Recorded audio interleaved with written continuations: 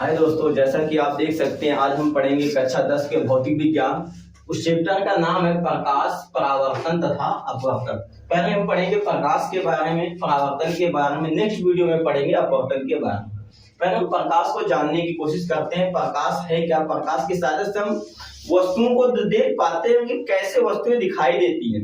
अंधेरे में किसी वस्तु को ढूंढना हुआ तब भी हमको प्रकाश की आवश्यकता होती है, तो उसी को जानने की कोशिश करेंगे वस्तुएं दिखाई देती कैसे हैं, क्योंकि उसको जानना जरूरी इसलिए है। उसको हम जानेंगे सूर्य की मदद से। सूर्य क्योंकि सबसे प्रकाश का सबसे बड़ा स्रोत जो माना जाता है वो सूर्य ही माना जाता है, तो उसकी मदद से हम जानने की कोशिश करेंगे। ये मान लेते हैं कि आपका कोई सूर्य हो गया, सूर्य बनाने की यहाँ पे कोशिश करेंगे हम, तब आपको समझ में आएगा कि वस्तुएं दिखाई देती कैसे।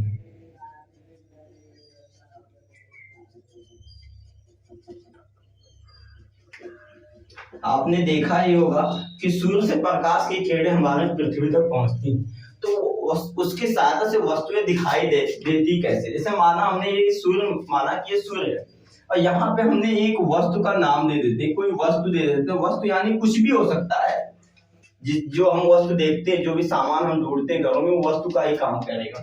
तो ये क्या होगा, यहाँ से जो सूर्य की किरणें यहाँ से सूर्य से निकलती है, आती हैं, तो वस्तु पे जब पड़ेंगी, तो ये वस्तु पे पड़ने के बाद वस्तु से टकरा के इस तरफ उसका अधिकांश भाग दूसरे उसी माध्यम में वापस मोड़ जाता है। तो यहाँ पे मान लेते हैं कोई व्यक्ति की आंखें, यहाँ पे किसी व्यक्ति की आंखें हैं, या आप हो सकते हैं, हम हो सकते हैं, कोई भी हो सकता है। अब उसे वस्तु दिखाई देती कैसे? अब यहाँ से प्रकाश सूर्य से निकला, किसी वस्तु पे पड़ा, यहाँ से परावर्तन होके हमारी आंखों पे आता है। हमारी आंखों पे जब आता है तो हमारी आंखों में दृष्टि संवेदना उत्पन्न करता है। उसी दृष्टि संवेदना के कारण ही वस्तु हमें दिखाई देती है। और प्रकाश के और भी कुछ पॉइंट है, उसको समझने की हम अभी आगे कोशिश करेंगे। प्रकाश ये पॉइंट था, अब इसके हम परिभाषा पे जाएंगे। प्रकाश की परिभाषा कहती क्या है उसको जानने की कोशिश हम करेंगे। हम नीचे प्रकाश की परिभाषा लिख देते हैं, आप देखेंगे। प्रकाश, प्रकाश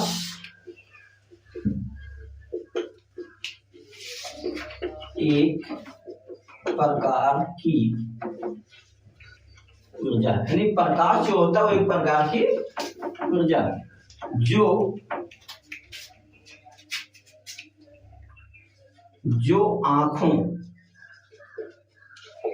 आंखों में दृष्टि संवेदना उत्पन्न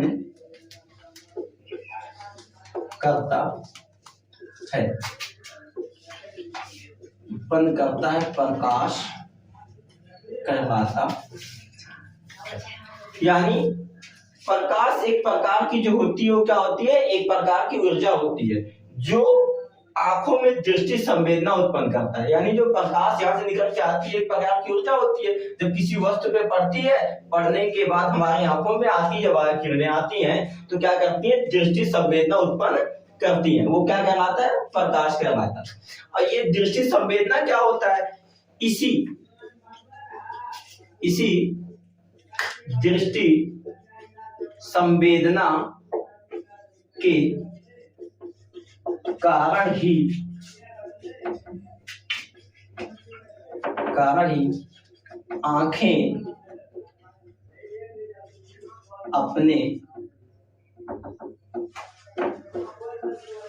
अपने चारों ओर की वस्तुएं देख पाती हैं। यानी जो प्रकाश होता है वो एक प्रकार की ऊर्जा होता है, वो आंखों में दृष्टि संवेदना उत्पन्न करता है, वो क्या कहलाता है, प्रकाश कहलाता है। और इसी दृष्टि संवेदना के कारण ही आंखें अपने चारों ओर की वस्तुएं देख पाती हैं। जितनी भी आंखें होती है, जो प्रकाश एक प्रकार की ऊर्जा होती है, वो आंखों में दृष्टि संवेदना उत्पन्न करती है, और दृष्टि संवेदना जब उत्पन्न करती है तो क्या कहलाता है, प्रकाश कहलाता है। और इसी दृष्टि संवेदना के कारण ही वस्तुएं हमको दिखाई देती है। अब ये प्रकाश पॉइंट हो गया।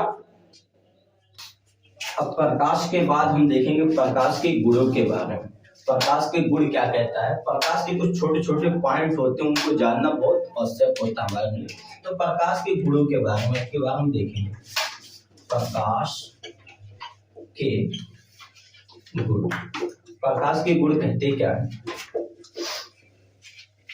कहा गया है कि प्रकाश स्वयं दिखाई नहीं देता। क्या होता है? प्रकाश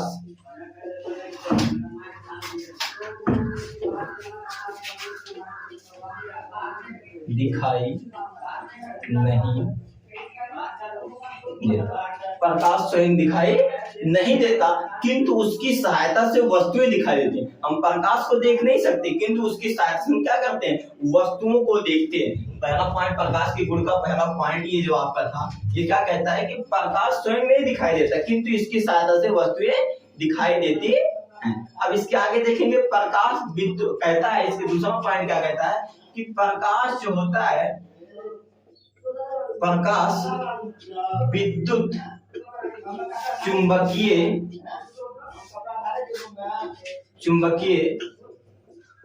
तरंगों के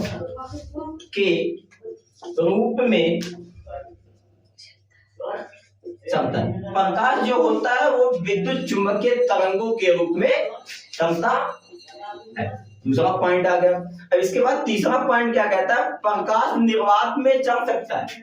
तीसरा पॉइंट जो होता है, प्रकाश निर्वात में चल सकता है। प्रकाश निर्वात में, तीसरा पॉइंट क्या कह रहा है? प्रकाश निर्वात में चल सकता है। इसका वेग 3×10⁸ मीटर प्रति सेकंड होता है।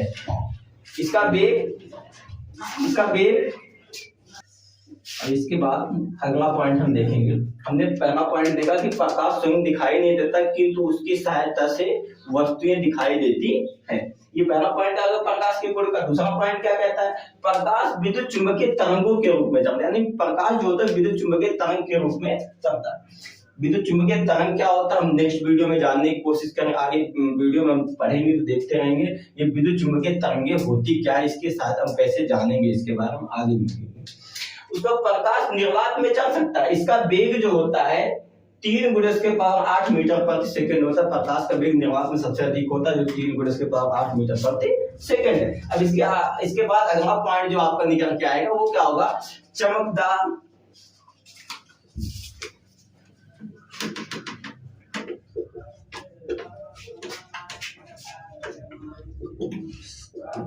प्रकाश, चमकदार तलों पे प्रकाश का परावर्तन होता है। यानी कोई चमकीली वस्तु जब होती है तो वहां पे क्या होता है? प्रकाश का परावर्तन होता है। जैसा कि आपने देखा होगा, आपने किया भी होगा, आप घड़ी पहने रहते हो, जब प्रकाश आता है तो ऐसे क्या करते हो? चमकाते हो। तो यानी वो क्या होता है? परावर्तन। वही क्या कहलाता है? आपका प्रकाश का परावर्तन कहलाता है। यानी चमकीले वस्तुओं पे प्रकाश का क्या होता है? परावर्तन होता है। इसके बाद अगला पॉइंट जो आएगा वो अगला पॉइंट क्या आएगा आपका कि प्रकाश पारदर्शी माध्यम, प्रकाश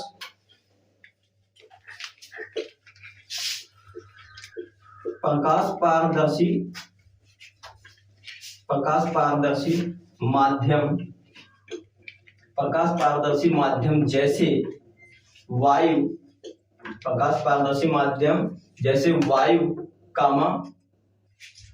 जैसे प्रकाश पारदर्शी माध्यम वायु कांच से गुजर सकता है। यानी प्रकाश पारदर्शी माध्यम जैसे वायु कांच से गुजर सकता, यानी प्रकाश जो होता है वो पारदर्शी माध्यम में जा सकता है। परंतु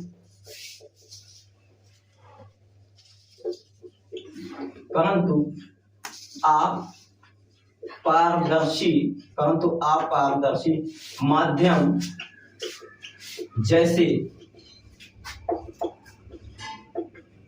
लोहा तांबा लकड़ी आदि में से नहीं गुजर सकता।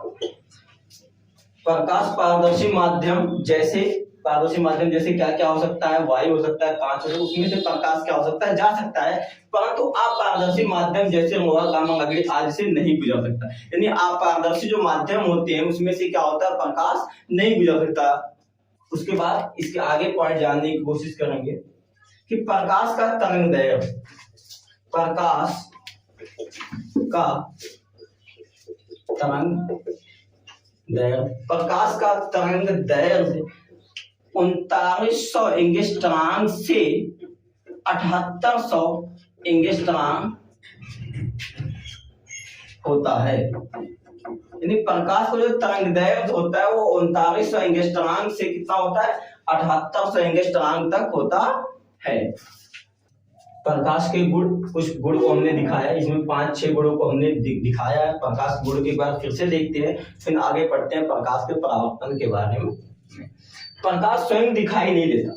पहला पॉइंट क्या है, प्रकाश स्वयं दिखाई नहीं, प्रकाश को हम खुद से देख नहीं सकते, किंतु उसकी सहायता से वस्तुओं को क्या कर सकते हैं, देख सकते हैं। पहला पॉइंट था। दूसरा पॉइंट क्या है, प्रकाश विद्युत चुंबकीय तरंगों के रूप में चलता है। प्रकाश जो होता है विद्युत चुंबकीय तरंगों के रूप में चलता है। तीसरा क्या है, प्रकाश निर्वात में चल सकता है, इसका वेग 3 × 10⁸ मीटर पर सेकंड होता है। यानी प्रकाश को जो सबसे ज्यादा वेग होता है वो निर्वात में ही होता है, वो कितना होता है, 3 × 10⁸ मीटर पर सेकंड होता है। चौथा पॉइंट क्या कह दिया, प्रकाश